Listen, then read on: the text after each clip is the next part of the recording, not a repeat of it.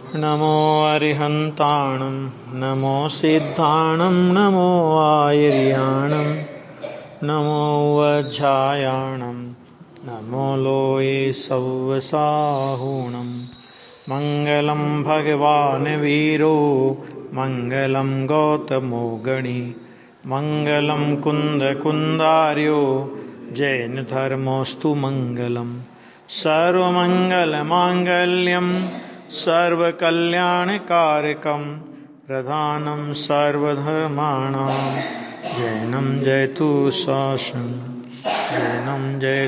शासनं सर्वव्यापैकचिद्रूप स्वरूपाय परात्मने सोपलब्धिप्रसिद्धाय ज्ञानानन्दात्मने नमः। गाथा नंबर 197 196 गाथा हो गई थी और ये विषय आया था लास्ट में कि इससे यह निश्चित हुआ कि ध्यान स्वभाव समवस्थान रूप होने के कारण आत्मा से अनन्य होने से अशुद्धता का कारण नहीं होता। यहां तक चर्चा हो गई थी। अब सूत्र द्वारा ऐसा प्रश्न करते हैं कि जिसने शुद्धात्मा को उपलब्ध किया है ऐसे सकल ज्ञानी यानी सर्वज्ञ क्या ध्याते हैं? जिनने शुद्धात्मा को पूर्ण प्राप्त कर लिया, उसकी उपलब्धि जिनको हो गई, तो ध्यान का फल तो उन्होंने प्राप्त कर लिया। तो अब ऐसे जो सकल ज्ञानी परमात्मा है सर्वज्ञ, वे क्या ध्याते हैं? उसका उत्तर गाथा में कहते हैं। निहद घन घादि कम्मो पच्चखम सव्भाव तच्चन्नु नेयंत गदो समणो झादिकम मठम संदेहो शार्थ ने ध्यावे श्रमण जे नष्ट घाती कर्म छे प्रत्यक्ष सर्व पदार्थ नेगे यांत प्राप्त निशंक छे। देखो बहुत अच्छा प्रश्न है ये। यहां पे कहते हैं जिनने घन घाती कर्म का नाश किया है। घन घाती कर्म है ना, घाती कर्म का नाश किया है। और उसके बाद लिखा जो सर्व पदार्थों के स्वरूप को प्रत्यक्ष जानते हैं, कोई इंद्रिय की अपेक्षा नहीं, पदार्थ की अपेक्षा नहीं, सीधे सीधे अपने केवल ज्ञान के द्वारा सर्व पदार्थ के स्वरूप को जानते हैं। और जो ज्ञेयों के पार को प्राप्त हैं, मतलब ऐसा कोई ज्ञेय नहीं है कि जो भगवान के ज्ञान में जानने में नहीं आया हो, ज्ञेय के पार को प्राप्त होने, सारा ज्ञेय सारा विश्व उनके ज्ञान में आ गया है, जानते हैं। ऐसे संदेह रहित श्रवण, जब सारा ज्ञान में आ गया, कोई ज्ञेय जानने से बाकी बचा ही नहीं, तो अब उनको कोई संदेह होगा ये क्या होगा, ऐसा कैसे होगा, कोई संदेह है? सब प्रत्यक्ष हो गया ना। तो ऐसे संदेह रहित श्रवण किस पदार्थ को ध्याते हैं, ये आचार्य देव ने स्वयं प्रश्न उठाया। ठीक है, टीका में भी इसी प्रश्न का स्पष्टीकरण किया। देखो, लोक को नंबर 1 मोह का सद्भाव होने से तथा ज्ञान शक्ति के प्रतिबंधक का सद्भाव होने से, दो बातें हुई कि लोक को माने सारे संसार के जीवों को एक तो मोह का सद्भाव है, और जब मोह का सद्भाव है तो क्या होगा वहां पे कि ज्ञान शक्ति के प्रतिबंधक का सद्भाव होने से, माने ज्ञानावर्णी कर्म ज्ञान शक्ति का प्रतिबंधक अर्थात ज्ञान के रुकने में निमित्त भूत है। ठीक है ना। तो जहां मोह है वहां ज्ञानावर्णी तो होना ही होना है, उसमें तो कोई मोह होने के बाद मोह के नाश होने के बाद ज्ञानावर्णी रहे या ना रहे, केवली भगवान है तो नहीं भी रहे, और सामान्य ज्ञानी हैं 12वें गुणस्थान तक के तो रहे भी, लेकिन जहां मोह नष्ट हो गया तो वहां ज्ञानावर्णी का तो अभाव हो ही गया। तो उसका तो यहां पे कहा कि मोह का सद्भाव होने से और ज्ञान शक्ति के प्रतिबंधक का सद्भाव होने से। ये दो विशेषताएं किसकी है? समस्त संसारी जीवों की, है ना। नंबर 1, वह तृष्णा सहित है। कौन? कि जिसको मोह का सद्भाव है उसको तृष्णा है। जानने की तृष्णा ही हो सकती है, भले ही और कुछ नहीं हो तो ये जानू तो सही, तो उसको तृष्णा है। और नंबर 2 कि जो ज्ञान शक्ति का प्रतिबंधक कारण विद्यमान है ना, तो उसकी वजह से उसे पदार्थ प्रत्यक्ष नहीं है, मन जानने में नहीं आते सारे पदार्थ। और वह विषय को अवच्छेद पूर्वक नहीं जानता। अवच्छेद पूर्वक का मतलब होता है पृथक्करण करके सूक्ष्मता से, विशेषता से, स्पष्टता से नहीं जानता। ये उस अल्प ज्ञानी के ज्ञान की ये विशेषता है कि जिसके मोह का सद्भाव है उसके ज्ञान शक्ति का प्रतिबंधक कारण यानी ज्ञानावरणी कर्म का उदय आदि विद्यमान है। और वो विद्यमान है तो मोह के उदय के कारण तृष्णा है, और ज्ञान शक्ति का प्रतिबंधक कारण विद्यमान होने से ज्ञान में सारे विश्व को या सारे पदार्थों को या सब विषय, वो पहली बात तो जानता नहीं है। और वह विषयों को जो जानता है तो वह कैसे जानता है? कि अवच्छेद पूर्वक नहीं जानता, अलग अलग नहीं जानता।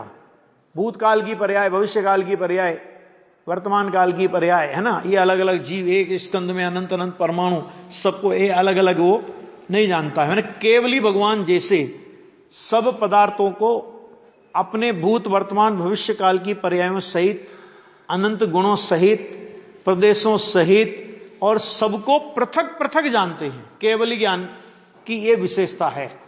ऐसे क्षोभसम ज्ञानी या मोह के सद्भाव वाला ज्ञानी, मन मोह के सद्भाव सहित ज्ञान वाला, इस तरह तो नहीं जानता।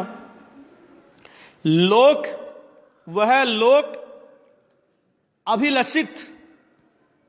अभिलषित माना, देखो अभिलषित का मतलब क्या होता है, तो इन्हें खुलासा किया, जिसकी इच्छा चाह हो वह। तो एक तो लोक अभिलषित, दूसरी बात कहा जिज्ञासित। तो जिज्ञासित में भी नीचे खुलासा किया कि जिसको जिज्ञासा, जानने की इच्छा हो वह। हां, और संदिग्ध पदार्थ का ध्यान करता हुआ दिखाई देता है। संदिग्ध का मतलब ये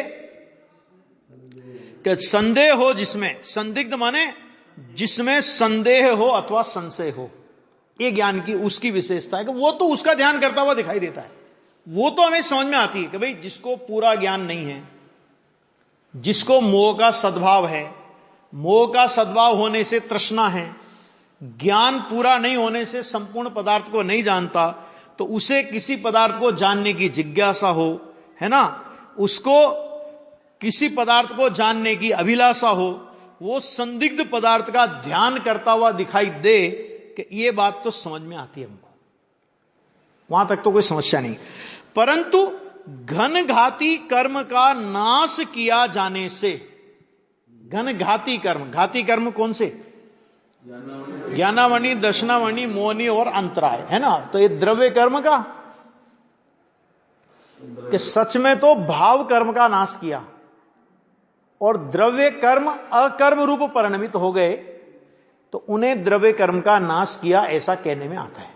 समझा गया? नहीं तो आत्मा जड़ कर्म का नाश करे, तो ये नहीं है बात। तो फिर लिखा तो है, लिखा तो है द्रव्य भाव घाती कर्म। ये शुरुआत में मंगलाचरण में ये बात लिखी थी कि धोई धाई कम मलम, कि जिन्होंने घाती कर्म रूपी मल को धो डाला है। तो उसके अर्थ में आचार्य देव ने लिखा है कि द्रव्य भाव रूप घाती कर्म को धो डाला।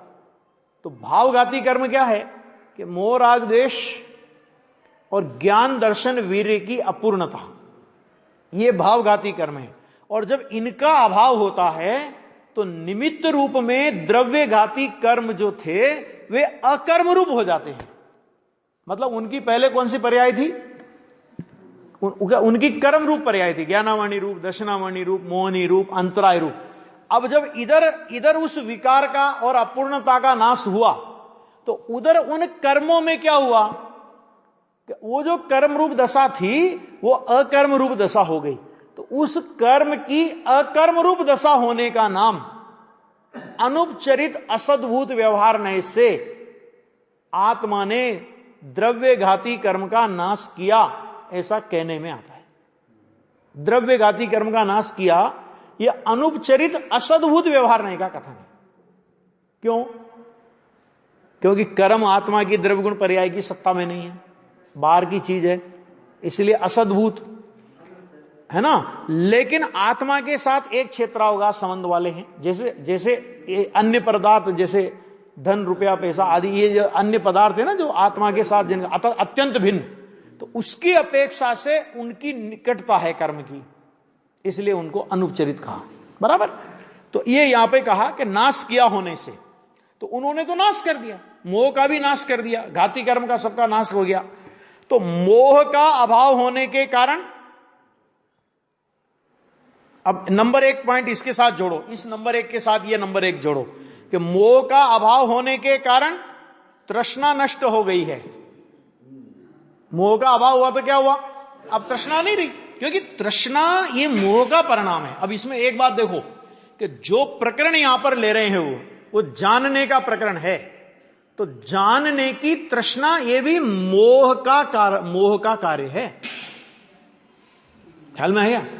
भले ज्ञानी है तो चारित्र मोह का काम मान लेंगे, क्योंकि जानना तो स्वभाव है, समझना, जानना तो ज्ञान का स्वभाव है, और जानने की इच्छा, जानने की तृष्णा ये मोह का कार्य है ना। जानने की इच्छा से जानना नहीं होता, और जब ज्ञान शक्ति संपूर्ण खिल जाती है तो जानने की इच्छा नहीं रहती।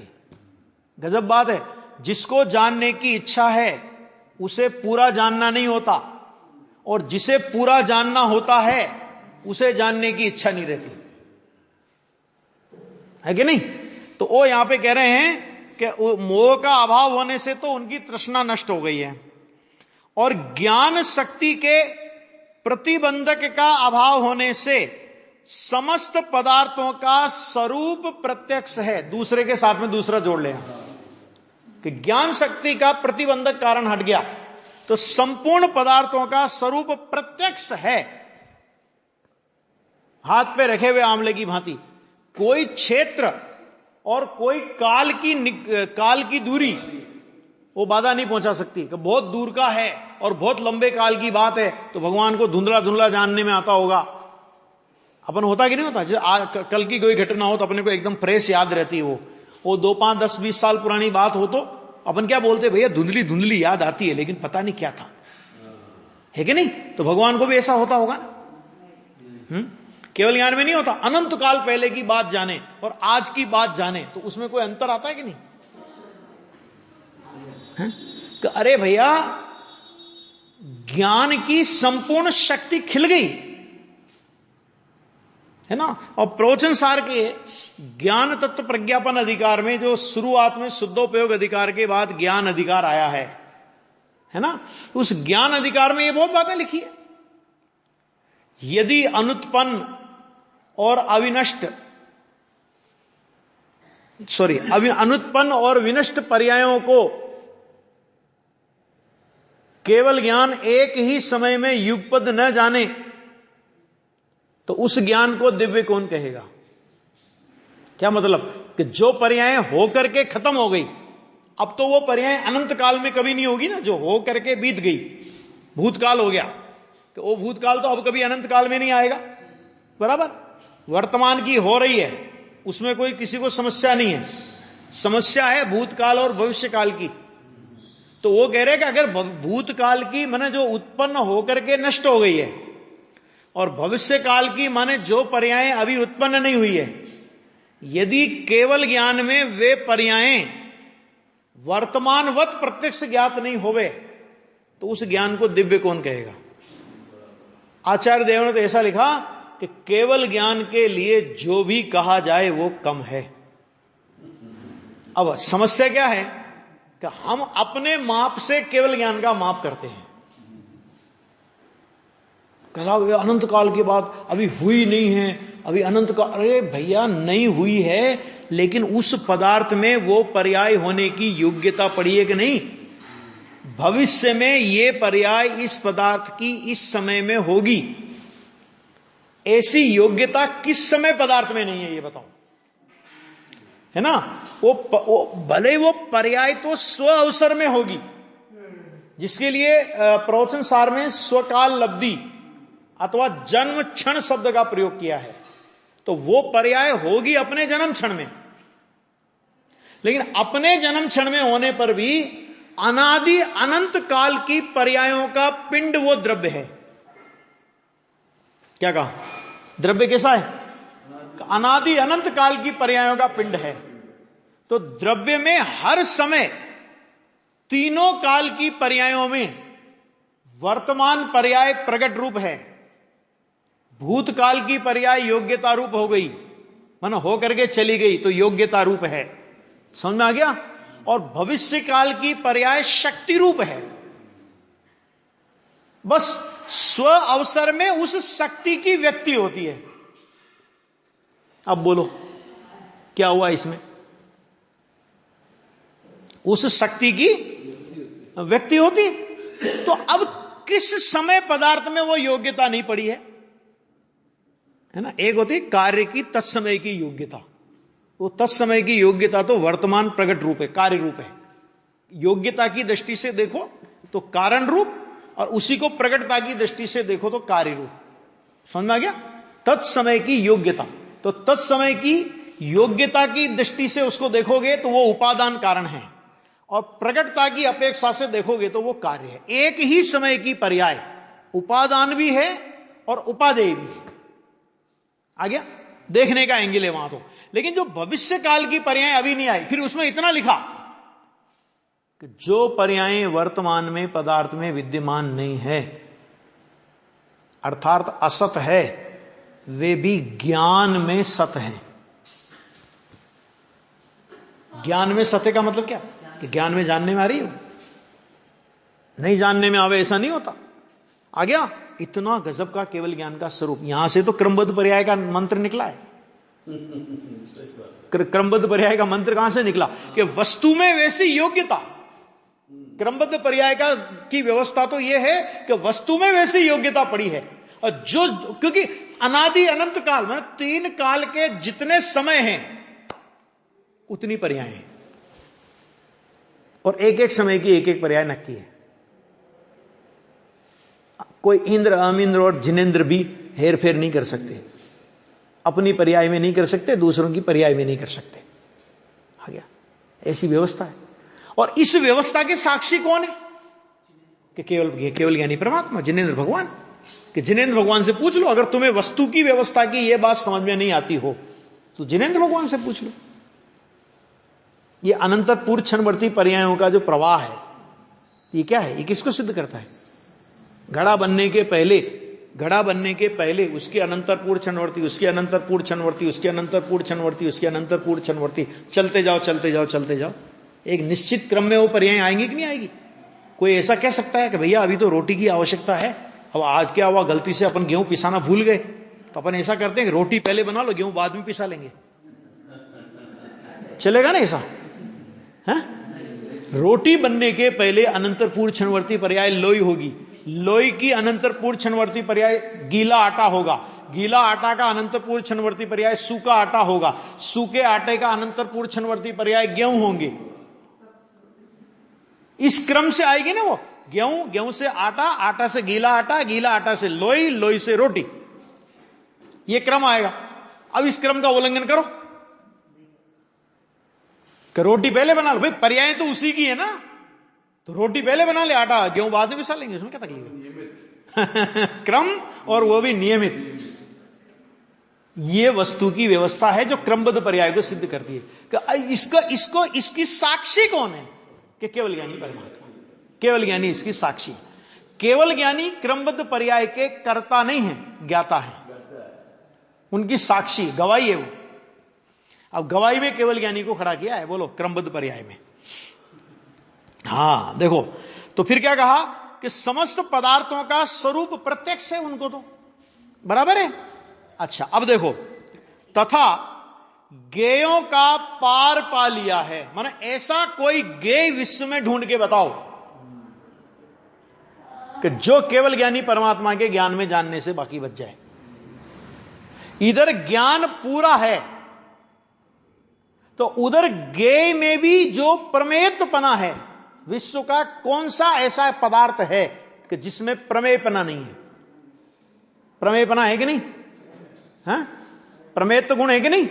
और प्रमेयत्व गुण प्रत्येक वस्तु के द्रव्य गुण पर्याय तीनों में व्यापक है। ध्यान से सुनना, कोई ये भी कह सकता है कि अगर प्रमेयत्व गुण है तो प्रमेयत्व को ज्यादा गरज है, अपने मैंने केवल ज्ञानी के ज्ञान में झलकने की गरज अगर प्रमेयत्व को है तो प्रमेयत्व अपने को झलका ले। हम अनंत गुणों को क्यों डिस्टर्ब करता है वो? नहीं आई बात समझ में? आई? क्या कहा? आत्मा में अनंत गुण है, पुद्गल में अनंत गुण है, तो स्पर्श गुण बोला कि प्रमेय को गरज है ना, प्रमेय ने ड्यूटी ली है ना कि किसी न किसी ज्ञान का विषय बनेगा, तो प्रमेय गुण बन जाए। हमें क्यों डिस्टर्ब करता है कि भाई साहब एक गुण दूसरे गुण रूप नहीं होता, लेकिन एक गुण का रूप दूसरे अनंत गुणों में होता है। नहीं तो प्रमेय गुण द्रव्य में व्यापक है, प्रमेय गुण अनंत गुणों में व्यापक है, और प्रमेय गुण एक एक गुण की एक एक पर्याय में उसका रूप है। इसलिए द्रव्य ज्ञान का ज्ञेय बनता है, द्रव्य के अनंत गुण ज्ञान के ज्ञेय बनते हैं, और द्रव्य के प्रत्येक समय की प्रत्येक पर्याय ज्ञान का ज्ञेय बनती है। इतनी स्वचालित व्यवस्था है कि वो द्रव्य भी चाहे कि मैं केवल ज्ञानी के ज्ञान में ज्ञेय नहीं बनूं, वो द्रव्य भी चाहे, माने जिसको केवल ज्ञान हुआ समझ लो उससे बहुत दुश्मनी थी किसी जीव को, हो गई नहीं, इनके ज्ञान में तो मुझे ज्ञेय नहीं बनना।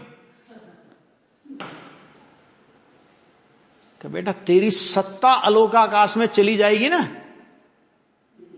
तो भी तू ज्ञान का ज्ञेय बनेगा, जाएगी नहीं। मतलब प्रमेयत्व गुण की शक्ति ये कहती है कि केवल ज्ञान का ज्ञेय बने, ज्ञान का ज्ञेय बनने की योग्यता, किसी न किसी के ज्ञान का विषय, कोई न कोई ज्ञान का विषय, किसी न की 5 ज्ञान है ना, 5 ज्ञान में से किसी न किसी ज्ञान का विषय बनेगा।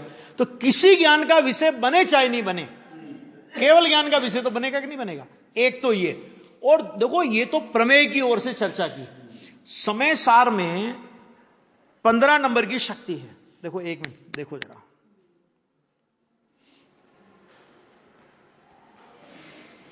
ये खाली अकेली उसी की बात नहीं है, मन खाली प्रमेय धर्म की बात नहीं है। आत्मा में एक ऐसी शक्ति है, देखो आत्मा में एक ऐसी शक्ति है, जरा देखो उसको भी।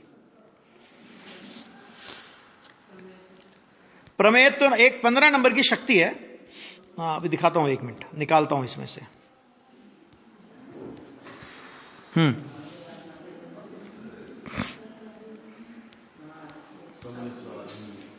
समय सार हिंदी है।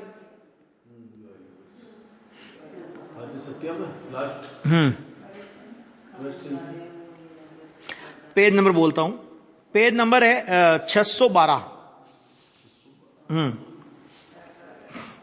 612 में लिख रहे हैं, पर और स्व जिनके निमित्त हैं, ऐसे ज्ञेयाकारों तथा ज्ञानाकारों को, ज्ञेयाकारों तथा ज्ञानाकारों को ग्रहण का मतलब वही आपने समझ ही लिया, अपन ने ग्रहण मैंने जानना, ग्रहण करने के और ग्रहण कराने के स्वभाव रूप, 2 बातें आ गई। ग्रहण करने के माने जानने के, और ग्रहण कराने के माने दूसरे के ज्ञान में जन्माने के। स्वभाव रूप परिणम्य परिणामकत्व शक्ति, ऐसी एक शक्ति आत्मा में है। दूसरे पदार्थों के प्रमेय की बात तो छोड़ो, आत्मा कहता है कि मैं तुम्हारे प्रमेयत्व के भरोसे नहीं चलता। नहीं है वो पंडित जी बोलते थे ना, घर खीर बाहर खीर। हाँ बस आगे तो ठीक है समझ लेना समझ में आ गया कि नहीं आ गया? वो कहता है कि ठीक है उनमें प्रमेय तो होगा, मेरे पास भी एक ऐसी शक्ति है कि जिस शक्ति का नाम परिणाम्य परिणामकत्व शक्ति है। वो क्या शक्ति है कि पर जिनके कारण हैं ऐसे गेयाकारों को ग्रहण करना। गेयाकार माने क्या? ज्ञान की पर्याय में बनने वाले गेय संबंधी आकार, गेय जैसे आकार, कि जिन गेय के आकारों में निमित्त कौन है कि वो पर पदार्थ। एक बात तो उन गेयाकारों को ग्रहण करने के और स्व जिनका कारण है, माना आत्मा जिसका कारण है, ऐसे ज्ञानाकारों को ग्रहण कराने के स्वभाव रूप अपने अंदर, अपने ज्ञानाकार माने अपनी ज्ञान की परिणति, अपनी ज्ञान में बनने वाले आकार ज्ञानाकार, कि अपने ज्ञानाकारों को दूसरे के ज्ञान में ग्रहण कराने का सामर्थ्य। यानी दूसरी भाषा में कहो तो जानने की सामर्थ्य और जनवाने की सामर्थ्य, ये दोनों शक्तियां आत्मा अपने में भी लेकर के बैठा है।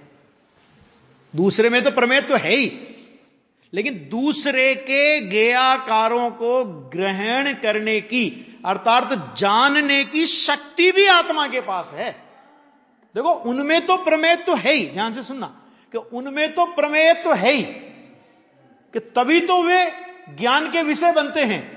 लेकिन अगर आत्मा के ज्ञान में ही वो योग्यता नहीं होवे कि जिसमें वो पर के आकारों को ग्रहण कर सके, मैंने जान सके, तो कैसे जानेगा? है ना? तो दोनों ओर से नो ऑब्जेक्शन सर्टिफिकेट है।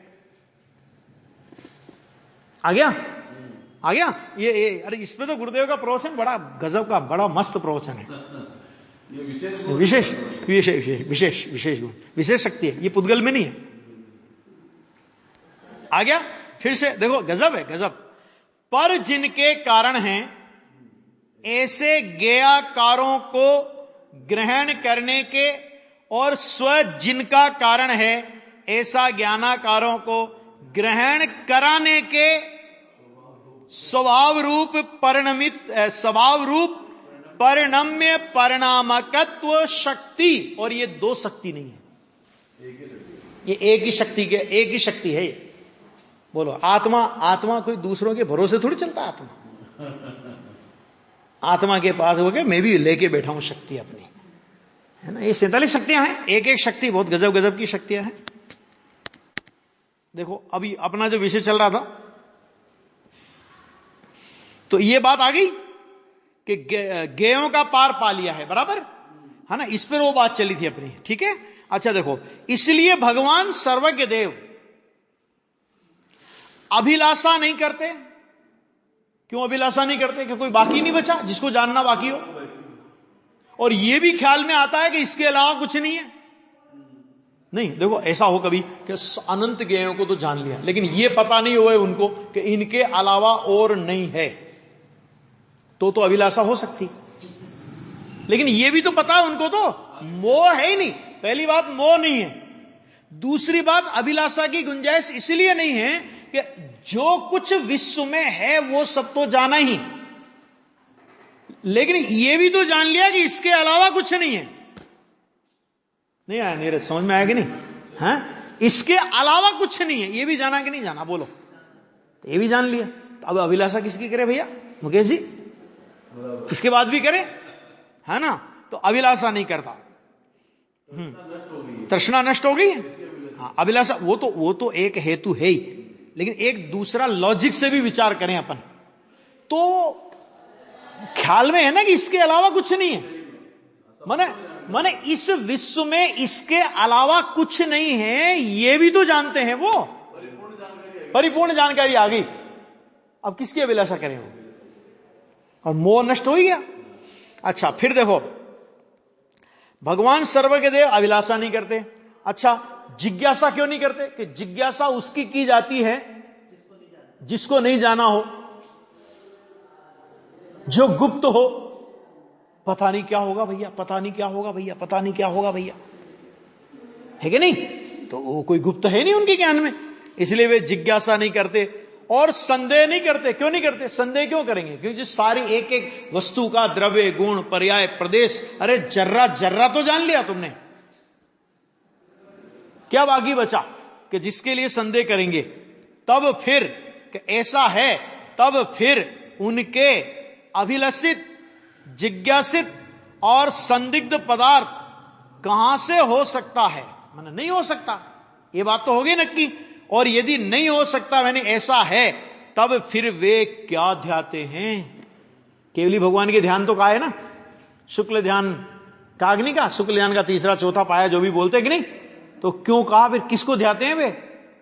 ये आचार्य देव ने प्रश्न उठाया है, उत्तर तो खुद ही देंगे वो, लेकिन ये प्रश्न उठाया। प्रश्न कितना गंभीर है, आ गया? अभी देखो भावार्थ।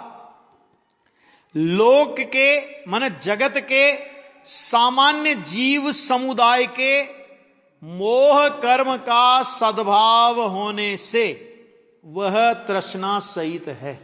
सामान्य जीव समुदाय माने ऐसे तो 12वें गुणस्थान तक के जीव आएंगे इसमें, क्योंकि मोह का भाई चारित्र मोह तो है कि नहीं, जहां तक चारित्र मोह है 10वें गुणस्थान के एंड तक, है ना? तो वो कहते हैं कि वो मोह का सद्भाव होने से वह तृष्णा सहित है, इसलिए उसे इष्ट पदार्थ की अभिलाषा होती है और उसके ज्ञानावरणीय कर्म का सद्भाव होने से वह बहुत से पदार्थों को तो जानता ही नहीं है। ज्ञानावरणीय कर्म का सद्भाव माने ज्ञान की ऐसी कचास होने से, ज्ञान की ऐसी हीनता होने से जानता ही नहीं है। तथा जिस पदार्थ को जानता है उसे भी पृथक्करण पूर्वक सूक्ष्मता से, स्पष्टता से नहीं जानता। अरे आत्मा के आनंद का भी, आत्मा के आनंद का वेदन करते हैं, समझ लो। औरों की बात तो छोड़ो, ज्ञानी की बात ही ले ले वे अपन। आत्मा के आनंद का प्रत्यक्ष वेदन करते हैं ना, लेकिन प्रत्यक्ष वेदन करने पर भी एक कमी तो वहां है, ये क्या? कि प्रदेश तो नहीं दिखते। प्रदेश दिखते हैं क्या आत्मा के? और आत्मा में अनंत गुण हैं, तो उन अनंत गुणों को पृथक पृथक जानते, केवल ज्ञानी तो जानते, है ना? जब मोह का अभाव होने पर भी, अभी चारित्र मोह बाकी है, दर्शन मोह तो गया ना, तब भी ये स्थिति। तो जहां दर्शन मोह भी पड़ा हो वहां की तो स्थिति क्या कहना है? स्पष्टता से नहीं जानता, इसलिए उसे अज्ञात पदार्थ को जानने की इच्छा माने जिज्ञासा होती है। होती है, ये तो ज्ञानियों की भी होती है, नहीं होती? अरे और नहीं तो अपने पूर्व भोग ही पूछेंगे जाके भगवान से, बताओ भगवान मैं पहले क्या हुआ था, मेरा ऐसा क्यों हुआ, मैंने क्या किया था ऐसा। किसी को पुण्य का ज्यादा उदय हो तो यही पूछेगा कि भगवान ये बताओ मेरे को ऐसा कौन सा पुण्य का उदय, जहां जाता हूं, जहां खाड़ा खोदता हूं वहीं पे धन मिलता है, धन्य कुमार। ऐसे भी अपने भाव ही पूछेगा और कुछ नहीं। तो ज्ञानी भी पूछ सकते हैं ना, ये तो अज्ञानी की क्या बात है, अकेले आ गया कि नहीं आ गया? तो उस पदार्थ को जानने की जिज्ञासा होती है और अस्पष्टतया जाने हुए पदार्थ के संबंध में संदेह होता है। जिसकी स्पष्टता नहीं होवे तो संदेह होता है। ऐसा होने से उसके अभिलषित, जिज्ञासित और संदिग्ध पदार्थ का ध्यान संभवित होता है, माने वो ध्यान करे ऐसे पदार्थ का, तो वो तो हमको समझ में आ जाता है कि भी ठीक है, उसको अभी स्पष्ट नहीं है ज्ञान, उसको ये पूर्णता नहीं है, तो वो ध्यान करे तो समझ में आता है।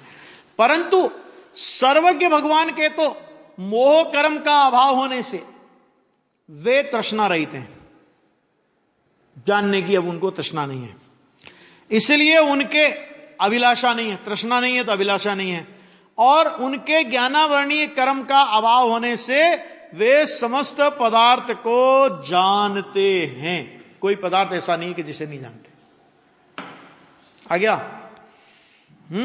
तथा प्रत्येक पदार्थ को अत्यंत स्पष्टता पूर्वक, खाली जानते हैं ऐसे ही नहीं, अत्यंत स्पष्टता पूर्वक उसका द्रव्य, उसका गुण, उसकी पर्याय, उसके प्रदेश, अरे और तो और उसके अविभागी प्रतिच्छेद, उससे ज्यादा तो फिर नहीं है कुछ। आ गया? इसका नाम है अत्यंत स्पष्टता पूर्वक, माने एक एक समय की पर्याय को और एक एक पर्याय में पढ़ने वाले अनंत अनंत अविभागी प्रतिच्छेदों को। आ गया? और इसलिए कर्णान योग कहता है केवल ज्ञान में जितने अविभाग प्रतिच्छेद पढ़ते हैं उतने अविभाग प्रतिच्छेद विश्व के किसी में नहीं है, क्योंकि अनंत अविभागी, अनंत पदार्थों के अनंत अविभागी प्रतिच्छेद भी तो केवल ज्ञान के ज्ञेय बनते नहीं बनते, तो उस केवल ज्ञान में कितने अविभागी प्रतिच्छेद होंगे, एक बात। और दूसरी बात, तो अनंत केवल ज्ञानियों के केवल ज्ञान में वो सारा विश्व जानने में आ रहा है ना? और हर केवल ज्ञानी के ज्ञान में उन अनंत केवल ज्ञानियों का केवल ज्ञान जानने में आ रहा है कि नहीं आ रहा है? नहीं आया समझ में? आया समझ में कुछ नहीं? जैसे पुराने जमाने में क्या होता था कि भगवान की प्रतिमा होती है ना, वेदी होती थी ना, अभी भी होती है कई जगह, तो वो वेदी में प्रतिमा तो अपन कितनी स्थापित करेंगे, 1 2 3, लेकिन भावना क्या होती है कि भगवान मेरा बस चले तो मैं पूरे नगर को मंदिर ही मंदिर, प्रतिमा ही प्रतिमाओं से भर दूं। माने ऐसा कोई सुई की नोक के बराबर कोना नहीं रहे कि जहां आपकी प्रतिमा विराजमान नहीं हो, लेकिन वो कर तो नहीं सकते, तो फिर क्या करते हैं अपन? भावना भाते हैं। तो भावना के रूप में एक कांच इधर लगाते हैं और एक कांच इधर लगाते हैं। लगाते हैं नहीं लगाते? लगाते हैं। तो इधर वो प्रतिमा का प्रतिबिंब इधर पड़ेगा और इधर भी प्रतिबिंब पड़ेगा, और उन कांच के प्रतिबिंब एक दूसरे में पड़ेंगे तो कितने प्रतिबिंब होंगे बोलो? गिनती नहीं है ना? तो ऐसे एक केवल ज्ञानी के केवल ज्ञान में सारा विश्व जानने में आया। तो सारे विश्व में केवल ज्ञानी भी है कि नहीं? अनंत केवल ज्ञानी है कि नहीं? तो अनंत केवल ज्ञानियों की वो केवल ज्ञान पर्याय है कि नहीं? उस केवल ज्ञान पर्याय में विश्व के आकार ज्ञेयाकार बन रहे कि नहीं बन रहे? तो एक केवल ज्ञानी के केवल ज्ञान में अनंत केवल ज्ञानों में जो विश्व के आकार बनते हैं, अब सोचो जरा कि केवल ज्ञान में कितने अविभागी प्रतिच्छेद पड़ते होंगे। आई बात समझ में? बहुत यानी गजब का स्वरूप है सर्वज्ञ का। ऐसा स्वरूप जैन शासन के अलावा कहीं नहीं है। और समंत भद्र आचार्य देव ने तो इसी सर्वज्ञता के आधार पर अरिहंत परमात्मा को पूज्य माना है। हम नहीं पूजते इसलिए कि आपके पास देवता आते हैं, 64 चंवर ढुलते हैं, है ना, मंद सुगंधित वायु चलती है, शरीर में सप्त धातुएं मैंने मलमूत्र आदि नहीं होते, है ना, तो इनकी वजह से हम नहीं पूछते आपको कि ये तो मायावियों में भी हो सकती है, देवों में भी हो सकती है। कि आप तीर्थंकर हो कि नहीं पूछते आपको तीर्थंकर के कारण भी। क्यों? क्योंकि सभी धर्म के प्रवर्तक अपने आप को अपने अपने धर्म का तीर्थंकर ही कहते हैं। बौद्ध भी बौद्ध को तीर्थंकर कहते हैं कि नहीं कहते? ईसा मसीह को तीर्थंकर कहते हैं। मुसलमान उनकी खुदा को तीर्थंकर कहते हैं। उसमें क्या दम है? तीर्थंकर माने तीर्थ का प्रवर्तन कराने वाला। फिर पूछते क्यों हो? तो आपने प्रभु एक समय में पदार्थ में उत्पाद वे द्रव्य को बताया। एक समय में उत्पाद वे द्रव्य को बतलाना यह आपकी सर्वज्ञता का चिन्ह है, और इसलिए हम आपको पूजते हैं। क्यों? क्योंकि सर्वज्ञ का अभिमान करने वाले तो बहुत हैं। समझ आया कि नहीं? एक की तो कुछ की तो चेलना रानी ने अकल ठिकाने लगाई थी ना, उनकी कहानी पढ़ो तो वे सर्वज्ञ का अभिमान करने वाले तो बहुत हैं, लेकिन सर्वज्ञता का एक समय में उत्पाद वे द्रव्य की बात विश्व के किसी प्रवर्तक ने नहीं बताई। और उन्होंने फिर कहा कि ये कोई अनुचित भी नहीं है। सर्वज्ञता ना हो सके ऐसा नहीं है, राग आदि का अभाव ना हो सके ऐसा नहीं है। क्यों नहीं है? तो उन्होंने कहा कि दोषों की और आवरण की हीना दिखता देखी जाती है। मैंने किसी को राग कम है, किसी को राग अधिक है, फिर किसी को उससे कम है, किसी को उससे कम है, किसी को उससे कम है। तो जब इन राग की हीना दिखता हो सकती है, तो कोई व्यक्ति ऐसा भी हो सकता है जिसके राग सर्वथा ना हो। ज्ञान की हीना दिखता होती है। एक बार बताया तो याद हो गया किसी को 2 बार बताया तो याद हो गया, किसी को 4 बार बताया तो याद हो गया, किसी को बहुत बार बताने पर भी याद नहीं होता। तो बहुत बार बताने पर भी याद नहीं होता, ऐसा भी जीव है। और एक बार, और वो भी थोड़ा सा इशारा किया और पूरी बात समझ ले, ऐसे ज्ञान के विकास वाला भी जीव है। तो इससे यह सिद्ध होता है कि कोई जीव ऐसा भी हो सकता है कि जिसके ज्ञान का संपूर्ण विकास हो गया है और जिसके संपूर्ण दोषों का अभाव हो गया है, और हे परमात्मा वे आप ही हैं। और फिर उन्होंने इस तरह करके उनको सर्वज्ञता को पूज्य किया। ऐसे थोड़ी है भैया। तो आ गया, स्पष्टता पूर्वक परिपूर्णतया जानते हैं, इसलिए उन्हें जिज्ञासा या संदेह नहीं है।